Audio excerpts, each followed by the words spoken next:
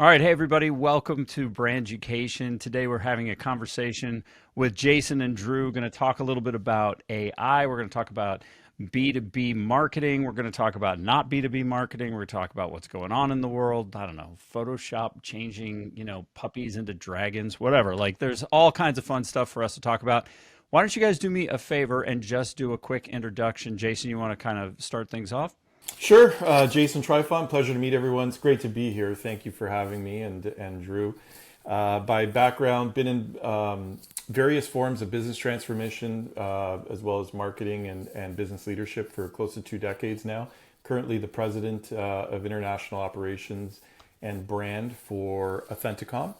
And like I said, it's a pleasure to be here. Very good. Drew. Yeah. So I'm Drew Williams. I'm the creative director for Authenticom. Jason and I have been together, call it 17 plus years, Wow. just banging down doors with our marketing and our strategy across 3 different companies, I believe it is now, Vital Insights, IBEX, and now Authenticom. So we have quite a bit of experience in just marketing. My specialty is design. I come from an agency background. I've worked for small companies, worked for Fortune 500 companies, and done a lot of work across big brands, Mercedes-Benz, BMW, just to name a few. So I'm very excited to be here. Very good. Well, we're thrilled to have you. Thank you. All right. So the fundamentals don't change. I find it interesting that each generation insists on renaming everything, but it's actually the same thing, right? Like it's the same tree on the same hill. It's just one person's calling it one thing and one person's calling it another. Why are we still teaching the fundamentals of brand? Why, like at this point, we've conquered so many things. Why does brand continue to be so elusive to people, do you think? Well, elusive is an interesting point because that escapability of brand is what's happening right now, and I think it's a big transformation that's taking shape in the past. I'd say 5 to 10 years, especially as social media has become more prevalent. The how behind branding is what I think people are very confused about these days. Is how Hmm. do I brand my company? How do I reach my customer base? How do I capture their attention, especially when we live in a world now of like microseconds of attention span as marketers for that capture that we have with our audience. Like if I think about traditional marketing back in like the 60s, it was like campaign driven. It was like big headline, very, obvious imagery, and that would form the quote campaign that then they would build off of. Now, there's so many different modalities of what a campaign can be within a business that people are really struggling from a branding perspective to teach exactly what it means in general, right? So there's just so much cool things that are happening in the world of marketing today with our audience, but more importantly, what we need to do as marketers from a capture perspective that has changed everything. The biggest thing that I can think about, just using a B2B example, which is very real world for Drew and I, because we're in the midst of doing this right now with our company, is Hmm. executives can be the new influencers. This is something very new for us, right? Where Yeah. you take a look inside your company from a transparency perspective, regardless of what you're doing. You could be a pen manufacturer, you could be a cloud software services provider, and what you're doing is you're marketing in micro moments around the peripheral of the company with non-obvious ways by using your executives as the new formed influencer. Transparency to the company by way of like, hey, it's Jason, here's what we're working on. And, Drew's like talking about things that we're looking at creating within our creative department, and maybe utilizing our audience for feedback of how we're going to tweak our brand or our content strategy. So like, these are new form, new media ways of audience capture that I think everyone is just learning about and figuring out as we go, because that forms the brand in new ways versus just a logo, right? Yeah. Would it be safe to say that the tactics have become so fast moving that it's sort of that's the undertow that sucked everybody away? I'm wondering if the reason that more people aren't comfortable with brand is because they're so busy trying to keep up with all the tactical options and AI tech and the rest of it that what they're saying gets kind of lost in the woodwork. Drew, what's your point of view on it? Yeah, I think they're trying to do too much, too fast. Definitely, AI is such a powerful tool now and allows them to do so many different things across so many different platforms very quickly that yeah, they don't sit down and take the time to understand the messaging they're sending out to the consumer, and it's becoming muddy, to be honest with you, and it's unfortunate. And I think a lot of people get into the game thinking, much like Jason said, I'll just create a logo, and that'll be my brand, and that'll speak for itself. It's not going to work that way. And when they get to the table, they'll notice there's no engagement. There's no people listening to what they're saying, right? So it's a little of both. The story is so critically important. The story and the time to tell it are like two things that just don't change, right? Like you have to have some kind of conflict in order to make story. And I think it's so funny, people will be like, well, look at my dongle. This dongle is the best dongle that ever was. And as far as consumers are concerned, they have no measuring stick for that. They're like, I can't tell your dongle from another person's dongle. Like, that isn't doing me any good. So having the tension point, don't you hate it when, don't you want to avoid this, don't you wish you could, is the Darth Vader to the Luke Skywalker, right? Like if you don't have that tension, Luke Skywalker is just another farmer. He doesn't have anything to, there's no reason to pay attention to him. And that piece tends to get so lost in that combination of I need to be everywhere all the time saying all the things to all the people, and it's just gotten lost. I'm not even sure that logo means brand to people anymore. I'll be honest, like that was the big pothole for a long time, right? You say brand and people immediately go, well, I already have one. Look, it's on my shirt. And you're like, no, no, no, no, no. Brand, not mark, not identity. But now I'm not sure what they're thinking. It's really, really interesting to hear people talk about it. They're so micro divergent now. It's like gotta be, gotta be, gotta be, gotta be. I was at a speech a couple of years ago for economic development, and there was a guy that was sitting in the front row that had just these bags under his eyes. And then when I got done with my presentation, he raised his hands and he says, "How am I supposed to keep up?" And I said, "With what?" He goes, "With all of it. Should I be on Twitter? Should I be on TikTok? Should I be here? Should I be there?" And I said, "Don't." And you could hear the air in the room like, right? Like, what do you mean don't? Like, that's an option? I found that a fascinating place to be. Mm-hmm. It's interesting because those micro moments, based on the attention span of the world per se, they make it more difficult these days. And I tend to agree with you that logo isn't the form of a brand or the anchor point for a brand anymore. It's more about the content and the message that I think people are getting hooked on.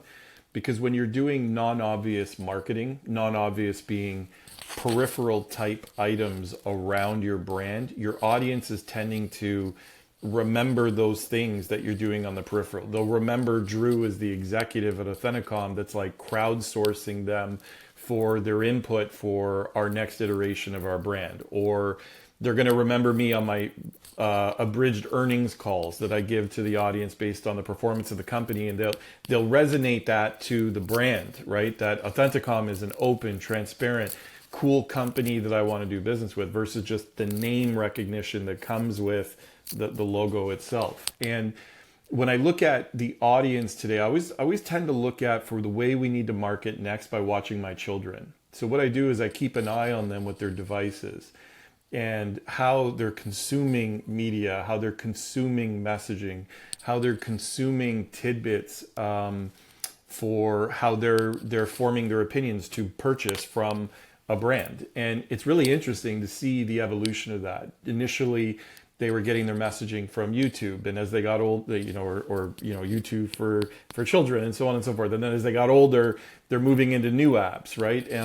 But their consistency for them specifically, like let's say Snapchat, for example, they communicate in micro segments with one another.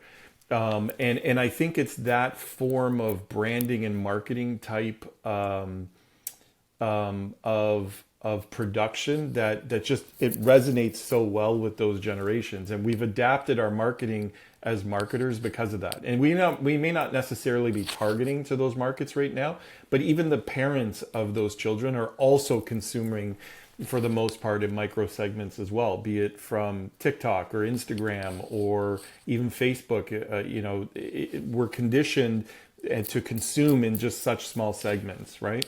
So I think that's where areas like UGC, user generated content, has had such a huge forward come with in terms of its own consumability, where people are doing their own advertising based on a brand and their use with a brand. And people love watching that stuff because they can picture themselves being that person doing the UGC, and that's how that marketing absorbs. Is that really any different though than what it was when we had a model that was in a magazine and we viewed ourselves that way, or we had borrowed interest from, I don't know, Michael Jordan, selling Nike shoes? Has it really changed in terms of the structure, or has the style of it just changed? Because it seems to me like the fundamentals are kind of rock solid. I mean, listen, sex sells, right? These are comments that we've heard growing up based on our own education with marketing, or humor is the best way to capture people. I think the difference is we used to rely on celebrities for that stuff. You used your term right there, a model, right? Or Michael Jordan. It's interesting that you yourself went to those anchors. And I think I'll go back to my point about executives are the new influencers. Like I or Drew, or who are nobodies, we can become the next influencer based on our company or our messaging or our content. So that lo-fi production now is definitely taking over what previously was big brand production. You recently had someone on your podcast, which was Dollar Shave Club. Dollar Shave Club's the greatest example of that. They paid, I mean, I don't know specifically what they paid for that ad that they're legendarily known for, but that was a lo-fi production that gave a real world example that people could consume, both using humor and different aspects that would have been completely contrarian to what we as executives would be conditioned normally for big budget production. They didn't advertise at the Super Bowl. They didn't, put billboards on the side of the freeway of the 405 in LA or whatever. Right. Yeah. They chose to do a lo-fi production that just took off virally. That's exactly that consumability that I'm talking about that has changed the game, that has now set the tone for more of, which is happening from many other businesses, by way of these types of tactics. That is definitely changing marketing forever. Yeah. What do you think is going to happen for the people who don't have the ability to do this? I think it's really interesting. The way everybody talks about it is anybody can. But the truth of the matter is, if social media is the world's biggest like cocktail party, which in essence it is, then personality, articulation, like thinking on your feet, the rest of it all become amplified. So not everybody, I mean, everybody could, everybody has the ability to, but should everybody? I mean, I think they should make the attempt at least, Yeah. make that leap. But yeah, you're right. Not everyone is going to be able to shine under that light, right? They're going to have to choose a lane, right? Say, for me, for example, this is my first time doing a podcast. But Is it really? yeah, I plan to do many, many more. But this is my Yeah. first time doing it because there's a fear of, letting or seeing that part of me, or seeing the behind the scenes that right now is very comfortable for people to see. People want to see that side, right? So I've taken baby steps and taken it towards LinkedIn and voiced as much as I can on LinkedIn about what I've learned over the past 20 years of doing, graphic design and creative marketing and all of that, right? So I'm taking the baby steps and noticing the engagement and noticing the growth from that perspective. But I don't know if, I'm the type of person that will be on TV or whatever have you, but I'll try, and see where it goes. I think you need to prove the model, I guess, for yourself, and then move from there. You can only, it's like A/B testing, but I love that. I love the idea that everybody needs to find where their lane is, because not everybody is going to be a Ryan Reynolds on screen, right? Not everybody is just going to walk out and be like, oh, here, I can talk cute about a cell phone. And suddenly, my tequila brand or my cell phone brand takes off because I was able to sit and do this thing. And I think, there's such a tremendous truth, Drew, in what you're talking about with respect to the fear of the camera. I suffered it as well. Everybody does. I mean, go back and watch Gary Vaynerchuk's first Wine Library TV videos. If you really want to like watch the humble meter go off. Like, go back and watch the first 2, 3 episodes where he's like, I don't know what I'm doing. Like, I'm sitting here, I've got some wine in front of me. Like, it's so obvious. He has no script. He has no idea where he's going with it. He's just sort of meandering around. And I think not everybody will get comfortable with all the options. And I think the more you find the one or ones that work well for you, if you're a prose person and you just love to write copy, or if you're a VO or an audio only podcast person because that's just where you get your thing. My dad was a disc jockey, and I'm a theater kid. So for me, like the crowd was important. To him, not seeing the crowd was important. And I couldn't speak in his environment, and he didn't like speaking in mine. So like if he got on stage, he was incredibly uncomfortable. The minute I was in a room and the red light for the mic went off, I would seize up because I couldn't see anybody. And I was like, well, I have nothing to respond to. And he thought it was hysterical that I was worried about one, and I thought it was hysterical that he was worried about another. But I think that really also goes to prove the point that, not everybody is going to be like, oh, okay. I mean, imagine for just half a second, 7 billion equal channels on social media. Like, that's a crayon box no one wants to open, right? Like, there's just too much repetition. But I think it's interesting the notion of find that little segment that you're in and that you're really good at and hold on to it. Hold on to it. Yeah, I 100% agree. For Yeah, sure. for sure. So tell me, as AI comes in, Well, the first thing, like I love Gary Vaynerchuk referred to AI as the new tractor, which I just thought was great. He's like, look, everybody was terrified about a tractor when it showed up, and now tractors are just fine, and everybody's going to be okay. And then radio came along, and everybody blamed world wars on it and stuff, and now it's okay, and everything's fine. And so along comes this new, highly, highly powerful, widely adopted. I mean, it's almost a virus how fast AI has been adopted. yeah.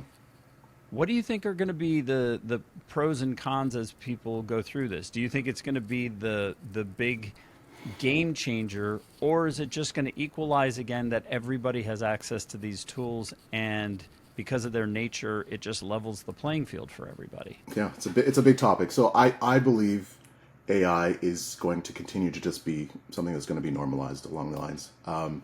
Right now, I think there's a segment, we'll call it, Jason and I, that are trying to use AI as a superpower, right? Amplify the things that we're doing internally as a business, creating apps, creating websites, creating everything faster than ever before.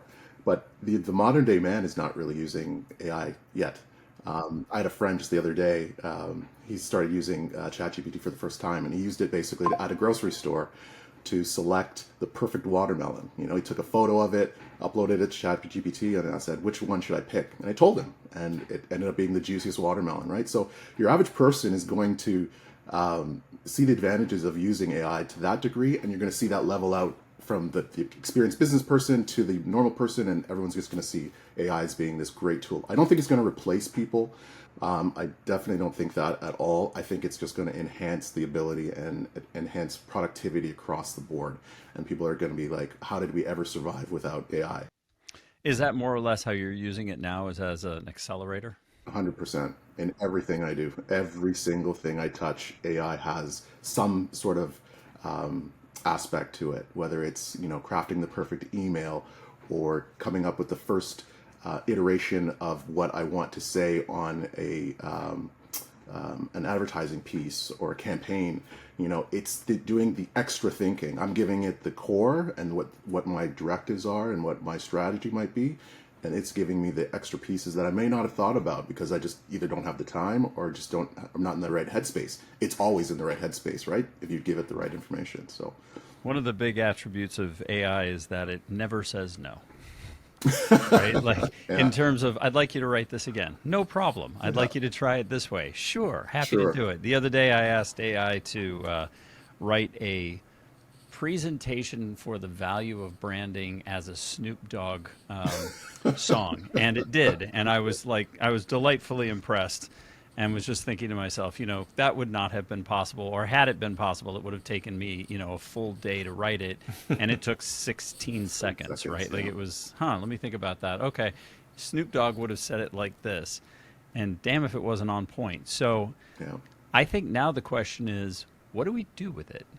I mean, I think, it will be an advantage in and of itself for some in the beginning, but then the question is, what do you do with the tool? I mean, a paintbrush is a paintbrush is a paintbrush until Picasso holds it, right? And so is this just a new paintbrush? It's an interesting question because I can't speak for other companies or individuals, but we've been using AI for so long that it's common practice for us, right? So it's very interesting to be on podcasts or having conversations or fireside chats with individuals that are asking the questions of like, AI is at the forefront. We're having AI conversations, but we've been using this. Like, I remember the first time I heard the word RPA for robotic process automation. I was like, what is this?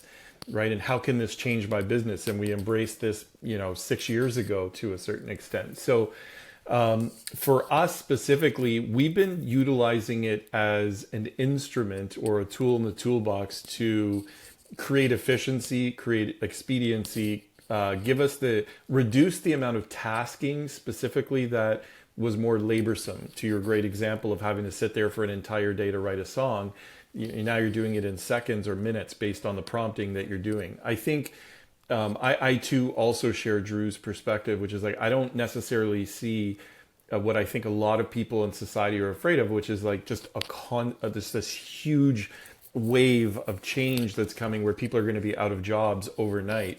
I think what it will do is transformatively change the how in terms of what people are doing on a daily basis for their roles, specifically related to how they use the tool. One of the greatest things that I've noticed lately is prompt engineers as a job description. Like, these are people that are uniquely qualified to prompt the AI engine specifically and properly, even in that own right, to make it faster than what we normally already use AI for. So for us specifically, just to put a bow on it, it's been so commonplace within our org and how we've been doing things that we don't see it as radical anymore. We see it as commonplace. And for the average person that's resistant to it or scared of it or downplaying it, I think there's troubled waters there, because our roles are dependent on the transformation that is coming because of AI. Even myself as an executive, I'm finding that I use AI more specifically related to make me a better executive. So for example, my financials, obviously, I'm not dumping my financials into, say, ChatGPT, but I'm taking elements that I want to know specifically where, from a programmatic perspective, the engine is seeing nuances within the business I need to call to attention that I'm not necessarily seeing, or I have a blind spot. So all these areas make me more efficient. They open my eyes to things. It gives me the capability to look at other areas of my business. Does that mean that the bot is operating the company? Absolutely not. But it's making me definitely a better executive, a better communicator, and more powerful in what I do.